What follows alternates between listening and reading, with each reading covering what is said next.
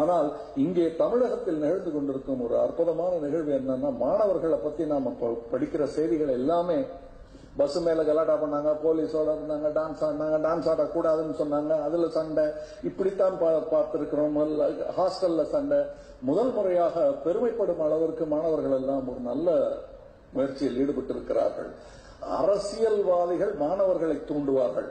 இப்போ தலைகீழ மாறி மாணவர்கள் அரசியல்வாதிகள் மூச்சு திணற ஓட வைத்திருக்கிறார்கள்.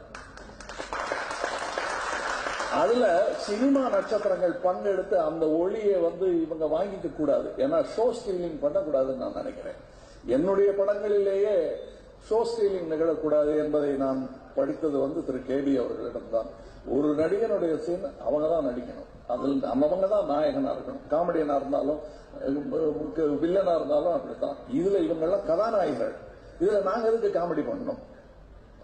அதனாலேயே நான் கலந்து கொள்ளக்கூடாது என்று நினைக்கிறேன். இது அவர்களுடைய போராட்டம். அது என்னுடைய போராட்டம். அவர்கள் குரலில் வருவது மாதிரி பெருமை எனக்கு கிடையாது. என் மகன் பேசுகிறான், என் தம்பி பேசுகிறான் எனக்காக. நாளைய அரசியல்வாதி அங்கு இருக்கக்கூடும்.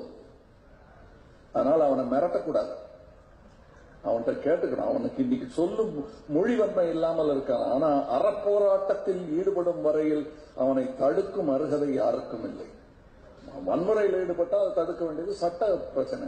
பட் ஒரு அறப்போராட்டத்தில் இருப்பவனை மிரட்டுவதோ அல்லது அதட்டுவதோ கூடாது. அந்த பிள்ளை தந்தைக்கு உபதேசம் செய்யும் பிள்ளை, அவனை விட்டுறணும் அப்படின்னு நினைக்கிறேன். இந்த போராட்டத்தில் முன்னில் நிற்க வேண்டியவர்கள் மாணவர்கள். இதுல மாணவர்களே பங்கெடுத்துக்கலைன்னா நாங்க வர வேண்டி இருந்திருக்கணும். யாருமே குரல் கொடுக்கலைன்னா நாங்க வந்திருக்க வேண்டியிருக்கோம். அழகான நல்ல குரல் ஒலித்துக் கொண்டிருக்கிறது. பேசட்டும் அவர்கள். இந்த மொழி தான் நல்ல மொழி. இதுல எல்லாருமே ஒதுங்கி இருக்காங்க. அவங்க அரசியல்வாதிகளுக்கு வேண்டுமென்றால் நமக்கு ஒளி மங்கிடுமோன்னு வேணா அவங்க போய் பார்க்கட்டும். எங்களுக்கு கிடைக்க வேண்டிய பாராட்டும் புகழும் கிடைத்துக் கொண்டே இருக்கிறது. அவர்களுடைய அரங்கம் அது. இதில் போய் கலந்து